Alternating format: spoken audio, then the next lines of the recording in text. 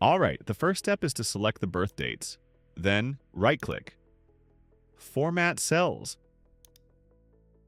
Date, and we'll click here. Now do the same with the age cells. Select them, right-click, Format Cells, Number. And here we'll set it to 0 and make sure to select this option. Once that's done, click on the age cell and type the following formula: equals DATEDIF, open parenthesis, and click on the birth date, comma, today, comma, Y, close parenthesis, and press enter.